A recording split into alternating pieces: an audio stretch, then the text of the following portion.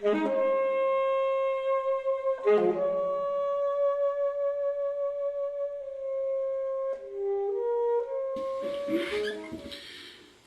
folks, how you doing? Jason Justice here again, Denver area saxophone player and saxophone teacher. And we're going on with lesson number 2 in our continuing series of online saxophone lessons.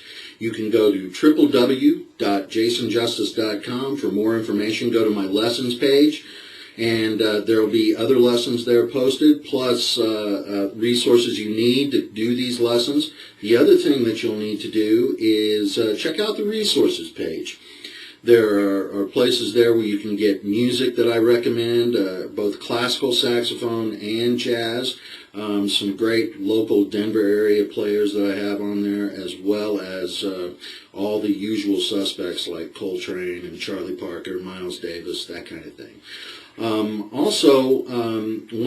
If you have any questions or comments for me, you can sign up and post a comment on my blog. You can also email me directly, jason@jasonjustice.com. So here we go. Lesson number 2 is called Creating a Basket. All right, the first thing we need to do is look at the back of the saxophone.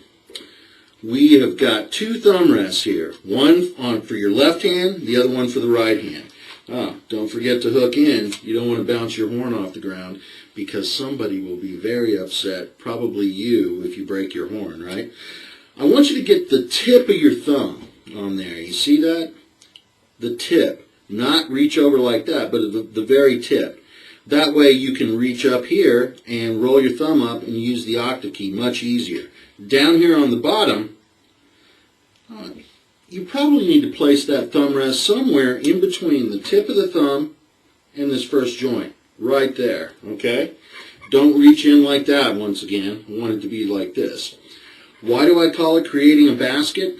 Because when you reach around the horn, you want to make sure that your hands are not mashing these side keys here or the palm keys up here down. We want to give them some room so that we don't press them down when we're playing these other keys. Okay, so that's the first part of creating a basket. The second part about creating a basket is to make sure that your fingertips are on the mother of pearl keys here, okay? They're probably made out of plastic now, but hey, whatever. They're still the keys on the saxophone. We don't want to reach in like this or like this in order to finger them. We want to use the fingertips, okay? Another thing about the saxophone I want to talk about, I like to label things, and it makes it easier to talk about with my new students. So I call this the upper stack, the part where the left hand goes up here, and this is the bottom stack, where the right hand goes, all right? And if you look at the top stack here, you've got 5 buttons up here. The top one may look a little different on your horn, but these are the 5 buttons on the upper stack, or the top stack up here. We don't want to press the first one down. We definitely want to press the second one down, okay? We don't want to press the third one down. That's called a bis key. And we're going to use that later. I'll show you how. It's pretty cool. What we want to do is we want to press that 4th button down right there. And then finger number 3 is open for this. I like to number the fingers. 1, 2, 3, 4, 5, 6. Okay? So now we've got that much down. We've got the thumb underneath in the right spot on the thumb rest. How do we make a noise? This is pretty easy. I know you're going to be able to do it. Take the top teeth, your upper teeth, put them on top of the mouthpiece. Okay? The bottom lip you want to roll in just a little bit on top of your bottom teeth. You're going to place that underneath and on the reed. Okay? Now, we're going to make a seal around the mouthpiece. We're going to create embouchure here. We're going to figure out how to blow into this mouthpiece and make cool sounding notes.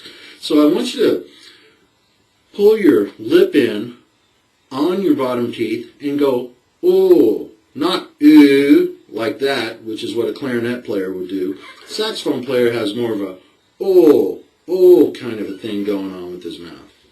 So, as far as the keys go, I want you to press 1 and 2 down, not leave 3 open. We're going to play an A, That's the name of this note with 2 down on the upper stack. We're going to roll that lip in, put our teeth on top of the mouthpiece. Oh, almost forgot. Be sure to keep your cheeks in. I don't want them to puff out. Now, you probably know the very famous trumpet player Dizzy Gillespie. And whenever he played, his whole face would inflate, almost like a bullfrog. We don't want to do that. We don't want it to look like this. Now, I do have extra cheek up here, so it's easier for me to puff out my face like that. But you don't want to do that. What I want you to do is when you get your mouth on the mouthpiece and you create the seal and you blow, I want you to think about keeping your cheeks tight against your teeth, your molars back here in the back part of your mouth, okay? Let's blow one. Let's blow this A, all right? Check it out. You got your bottom lip rolled in, and your teeth on top of the mouthpiece. Are you ready? Let's blow an A.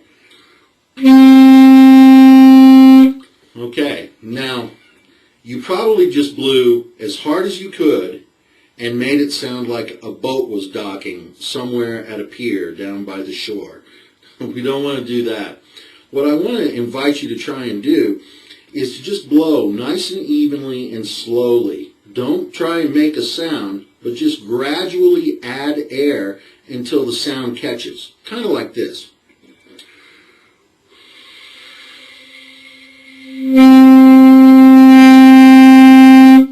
Okay, can you do that? Try it on an A with 2 down. Ready? Don't blow too hard now. That's good. Now, let's try a B. All you got to do is lift up one finger. Boom. We've got B. Ready?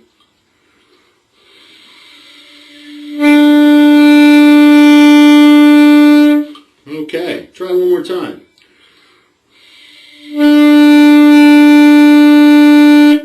Okay, now I want to put 3 down and blow a G. Okay, 1, 2, 3. Let's try that.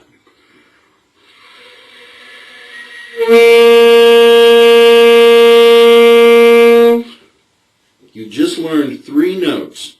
You've got a whole bunch of tunes now you can play. Hot cross buns.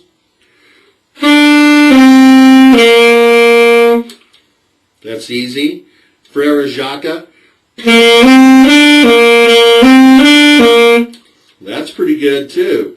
All of this stuff you can find as a resource, a printable resource, on my lessons page at www.jasonjustice.com. Okay? If you have any questions at all, go to my website, send me a message, comment on my blog, sign up to do that, and we'll take all your questions. I'll take all your questions and answer them as quick as I can.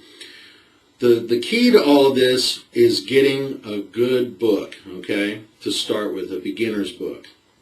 There are a lot of choices out there, and you can get pretty much anything you want. I recommend getting Standards of Excellence to start with. I like the book, and I like the people at Chas. They're really good folks. So I highly recommend buying one of those books. And you can go to my resources page, find that book. It's a red book, and purchase that. In the next lesson, we'll talk a little bit more about that book. I'll have some other resources, and we'll start getting into certain things that I recommend doing and how to approach learning the saxophone. So once again, Jason Justice here in Denver, Colorado. www.jasonjustice.com is the website. You guys have a great night, and we'll be playing some more real soon. Bye-bye.